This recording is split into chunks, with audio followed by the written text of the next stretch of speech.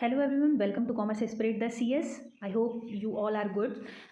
इस वीडियो के माध्यम से हम स्टार्ट करने वाली एक सीरीज जिसमें हर एक सब्जेक्ट के अलग अलग कॉमर्स के जितने भी सब्जेक्ट हैं उसके MCQs प्रैक्टिस कराए जाएंगे। ये जितने भी क्वेश्चंस प्रोवाइड किए जा रहे हैं वो असिस्टेंट प्रोफेसर एग्जाम हो गया, UGC नेट एग्जाम है, TGT PGT, इन सबको ध्यान में रखते हुए प्रिपेयर किए गए हैं। तो ये पार्ट 1 है जिसमें बिजनेस इकोनॉमिक्स के क्वेश्चंस को डिस्कस कर रहे हैं।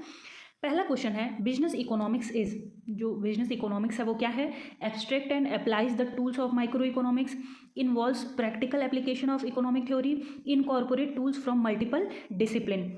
तो जो बिजनेस इकोनॉमिक्स होता है उसमें क्या होता है? Practical application of economic theory होता है। मतलब जितने भी अर्थशास्त्र के थ्योरीज दिए हुए हैं उसको प्रैक्टिकली अप्लाई करने का काम किया जाता है बिजनेस डिसीजंस में। उसके साथ साथ वो जो मल्टीपल डिसिप्लिन्स है, अलग अलग डिसिप्लिन्स है, उनको भी ये इनकॉर्पोरेट करता है। तो ऑप्शन नंबर डी करेक्ट हो जाएगा, option number B and C.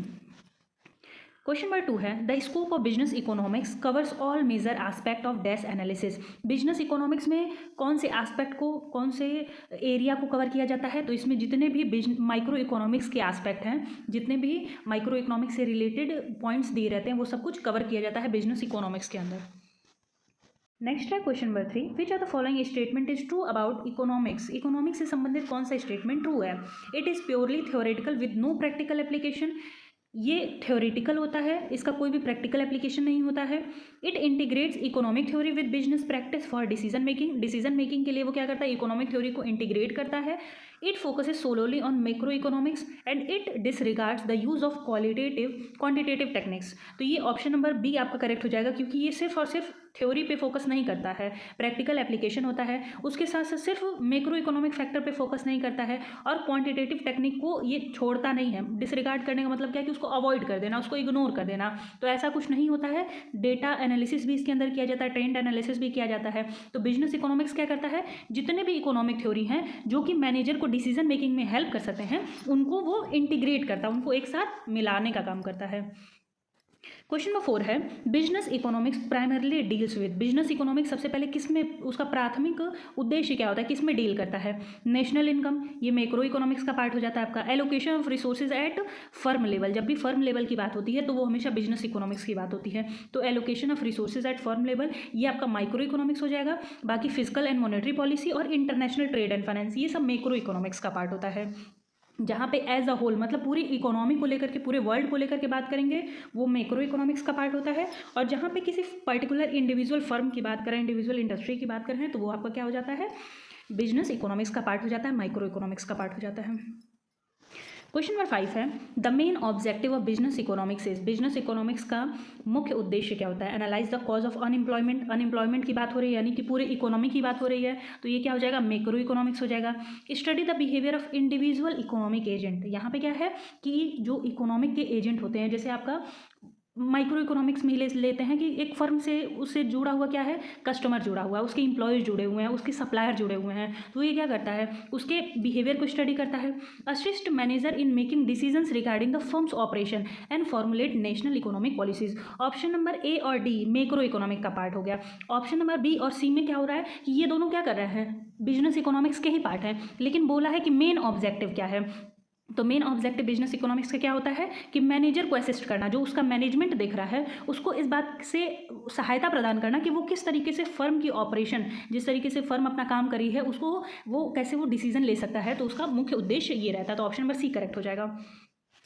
Question number D है which are the following is not a characteristics of business economics. इसमें से कौन सा बिजनेस इकोनॉमिक्स का कैरेक्टरिस्टिक्स नहीं है? नॉर्मेटिव इन नेचर होता है, प्रिस्पेक्टिव इन नेचर होता है, डिस्क्रिप्टिव एनालिसिस होता है और एप्लीकेशन ऑफ इकोनॉमिक थ्योरी होता है। तो नॉर्मेटिव एंड प्रिस्क्रिप्टिव दोनों का मतलब एक ही होता है, जिसे नॉर्मेटिव इकोनॉमिक्स बोलते हैं। मतलब व्हाट शुड बी जब बात आती है तो उसको नॉर्मेटिव बोलते हैं, और हमारा जो बिजनेस इकोनॉमिक्स होता है वो यही बोलता है कि व्हाट शुड बी, क्या हो सकता है। और जब भी पॉजिटिव इकोनॉमिक्स की बात आएगी वो क्या बोलता है? व्हाट इज, मतलब क्या है। आप कॉज एंड इफेक्ट की जब भी बात करेंगे तो वो आपका क्या हो जाएगा? हमेशा पॉजिटिव इकोनॉमिक्स हो जाएगा। जब भी हम लोग बात करेंगे कि हमारा कॉज क्या है, उसका सॉल्यूशन क्या है, क्या होना चाहिए, तो वो नॉर्मेटिव या फिर उसको प्रिस्क्रिप्टिव भी बोलते हैं। और आपका पूछा है कि क्या इसका कैरेक्टरिस्टिक्स नहीं है, तो ये descriptive analysis of economic phenomena नहीं होता कि सिर्फ उसको समझा देना कि क्या है, तो ये इसका काम नहीं होता है। पॉजिटिव इकोनॉमिक्स क्या करता है? वो डिस्क्राइब कर देता है कि एक्चुअल में कॉज एंड इफेक्ट क्या है। Application of economic theory in business practices, जितने भी बिजनेस प्रैक्टिसेस होते हैं उसमें एप्लीकेशन किया जाता है बिजनेस इकोनॉमिक्स का। तो ये भी आपका बिजनेस इकोनॉमिक्स के कैरेक्टरिस्टिक्स हैं, लेकिन descriptive analysis of economic phenomena इसका कैरेक्टरिस्टिक्स नहीं है। ऑप्शन नंबर सी करेक्ट हो जाएगा। क्वेश्चन नंबर 7 है the incremental concept in business economics is used to. तो अगर इंक्रीमेंटल कॉन्सेप्ट के बारे में पढ़ा होगा तो उसका पूरा नाम रहता है इंक्रीमेंटल कॉस्ट कॉन्सेप्ट। यानी कि यहाँ पे क्या कर रहे हैं, हमें बात किया जा रहा है कॉस्ट के बारे में। तो इसमें क्या हो जाएगा, analyse the effect of small change in output on total cost and revenue. Option number A है। Determine the total cost of production, calculate average cost, assess the impact of large scale changes in business operation. तो जब incremental cost की बात करेंगे, incremental concept की बात करेंगे, तो ये हमेशा किसकी बात करता है, थोड़ा सा समझने के लिए बस रखिएगा कि जैसे मार्जिनल में क्या किया जाता है कि एक एक्स्ट्रा यूनिट के बनाने से कितनी कॉस्ट आ रही है प्लस उससे कितना रेवेन्यू आ रहा है। तो मार्जिनल हमारा क्या बात करता है, एडिशनल की बात करता है। सेम वैसे ही इंक्रीमेंटल कॉन्सेप्ट क्या बताता है कि थोड़े से चेंजेस करेंगे। अगर स्मॉल चेंज करते हैं इन आउटपुट, जब भी प्रोडक्शन में थोड़ा सा चेंज करते हैं तो टोटल कॉस्ट और टोटल रेवेन्यू में क्या डिफरेंस आता है, क्या परिवर्तन हो जाता है, इंक्रीमेंटल कॉन्सेप्ट उस पर डिस्कशन करता है। तो क्वेश्चन नंबर 7 का ऑप्शन नंबर ए करेक्ट हो जाएगा। क्वेश्चन नंबर 8 है which of the following best to describe the marginal analysis in business economics. ये अभी बताया कि मार्जिनल एनालिसिस क्या बताता है कि एडिशनल की बात करता है कि जब भी कुछ एडिशन करेंगे तो उसमें हमारी कॉस्ट और रेवेन्यू पे क्या प्रभाव पड़ेगा। तो ऑप्शन नंबर बी करेक्ट हो जाएगा। Examination of additional benefit on an activity compare to additional cost. कोई भी एडिशनल एक्टिविटी करते हैं तो उसकी वजह से हमारे कॉस्ट पर क्या परिवर्तन पड़ता है, रेवेन्यू पर क्या परिवर्तन पड़ता है, इसकी डेफिनेशन, इसका डिस्कशन मार्जिनल एनालिसिस में किया जाता है। क्वेश्चन नंबर 9 है business economics often assume that firm aim to. Business economics क्या मान के चलता है कि फर्म क्या करती है, फर्म का मुख्य उद्देश्य होता है maximise profit. Option number B. Next है question number 10 the equi marginal principle in business economics suggest that. Equi marginal का मतलब क्या है कि इक्वी का मतलब होता है इक्वल और मार्जिनल मतलब हम लोग क्या जानते हैं कि एडिशनल। तो जब भी एडिशनल बेनिफिट मिलने वाले हैं, इक्वी मार्जिनल ये सजेस्ट करता है कि marginal utility per unit of cost should be equalised across all uses. मतलब आप हमेशा जो मार्जिनल यूटिलिटी है पर यूनिट ऑफ कॉस्ट उसको हमेशा इक्वल करते हुए चलिए। तो ऑप्शन नंबर बी करेक्ट हो जाएगा। क्वेश्चन नंबर 11 है in the context of business economics demand forecasting is. Business economics में डिमांड फॉरकास्ट करने का मतलब क्या होता है, estimating future demand for a product, calculating current market demand, analysing past sales data and determining the elasticity of demand. तो demand forecast करने का मतलब क्या होता है कि इन फ्यूचर कितना प्रोडक्ट की सर्विसेज के डिमांड रहेंगे उसको एस्टिमेट करना।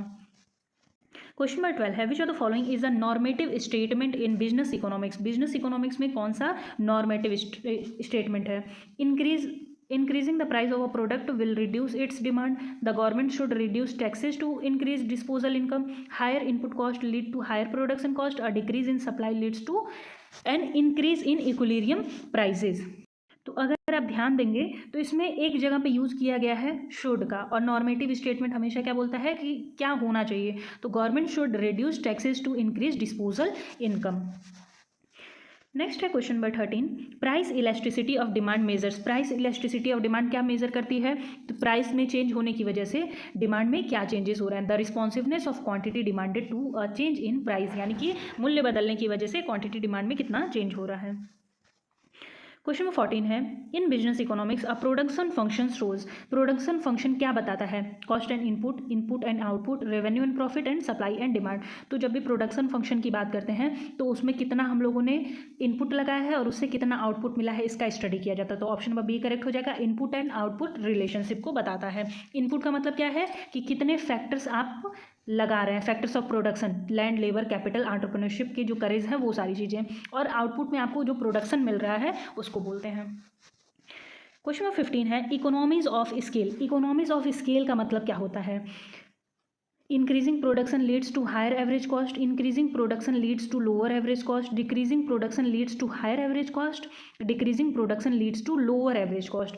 इकोनॉमीज ऑफ स्केल का मतलब क्या होता है कि जब आप बड़े पैमाने पर प्रोडक्शन करते हैं तो उसकी वजह से कॉस्ट में कमी आती है। तो increasing production leads to lower average cost. जो एवरेज कॉस्ट होती है, एवरेज कॉस्ट का मतलब क्या होता है fixed cost plus variable cost. Variable cost क्या होता है कि जो पर यूनिट आपका कांस्टेंट रहता है, और फिक्स्ड कॉस्ट क्या होता है जो पर यूनिट आपकी जैसे जैसे प्रोडक्शन बढ़ता रहता है वैसे वैसे कम होता रहता है। तो इकोनॉमीज ऑफ स्केल यही कहता है कि जो पर यूनिट फिक्स्ड कॉस्ट है उसको जब आप डिक्रीज करते हो विद इंक्रीज इन प्रोडक्शन, जिसकी वजह से आपका एवरेज कॉस्ट क्या होता है धीरे धीरे कम होता है, उसको हम लोग इकोनॉमीज ऑफ स्केल कहते हैं, जिसको हम लोग बोलते हैं बड़े पैमाने की बचतें। क्वेश्चन नंबर 16 है the law of diminishing marginal returns states. Law of diminishing marginal returns क्या बताता है? Adding one more factor of production will eventually yield lower per unit return. पहले तो ये देख लीजिए कि law of diminishing marginal return किस में रहता है, लॉ ऑफ वेरिएबल प्रोपोर्शन में रहता है कि law of returns to scale में रहता है। तो डिमिनिशिंग मार्जिनल रिटर्न आपका लॉ ऑफ वेरिएबल प्रोपोर्शन में रहता है। और लॉ ऑफ वेरिएबल प्रोपोर्शन क्या बोलता है कि जब भी एक यूनिट ऑफ प्रोडक्शन को हम लोग बढ़ाते हैं तो उसकी वजह से जो पर यूनिट रिटर्न होता है वो धीरे धीरे कम होना स्टार्ट होता है। तो law of diminishing marginal returns का स्टेज आता है। तो ऑप्शन नंबर ए करेक्ट हो जाएगा। यहाँ पे ऑप्शन नंबर बी में बोला increasing all factors. All factor का मतलब क्या है कि fixed factor plus variable factor, और हमेशा जब रिटर्न्स टू स्केल की बात करेंगे तो वहाँ पे इंक्रीजिंग डिक्रीजिंग और कांस्टेंट रिटर्न्स टू स्केल वाली बात होती है। Law of diminishing marginal returns आपके वेरिएबल फैक्टर्स में आते हैं, जहाँ पे एक फैक्टर को बढ़ाने या घटाने से पर यूनिट रिटर्न में चेंजेस आते हैं।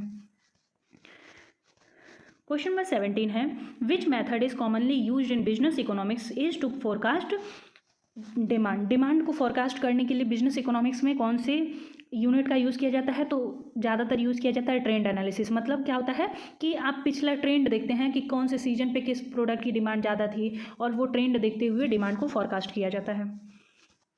क्वेश्चन नंबर 18 है which of this is not a goal of business economics. Business economics का गोल क्या नहीं है?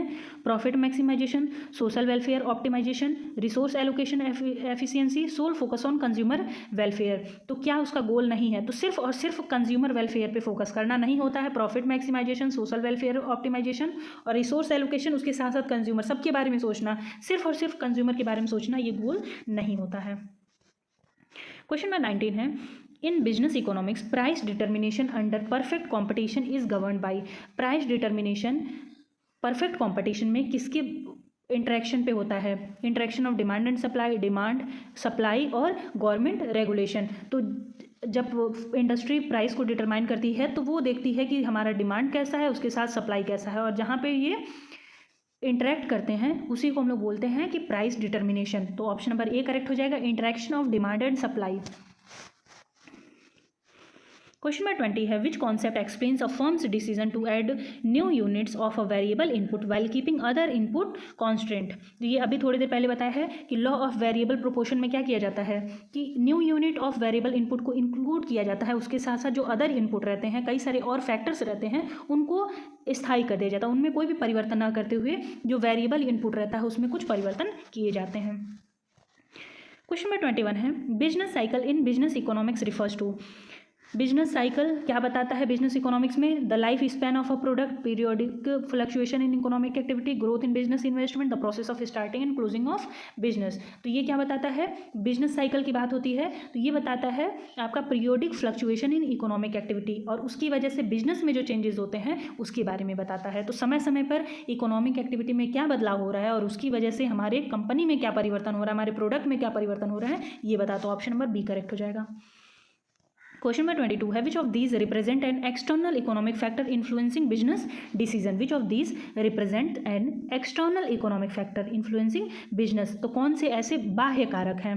कॉस्ट स्ट्रक्चर, ये कंपनी की होती है। मार्केट ट्रेंड, ये बाहरी होता है। मैनेजरियल इकोनॉमिक्स और ऑर्गेनाइजेशनल गोल। ऑप्शन ए, सी और डी ये क्या होते हैं? इंटरनल फैक्टर होते हैं, लेकिन जो मार्केट का ट्रेंड है वो एक्सटर्नल फैक्टर होता है। क्वेश्चन नंबर 23 है the concept of profit maximization is closely associated with. Profit maximization किससे संबंधित होता है?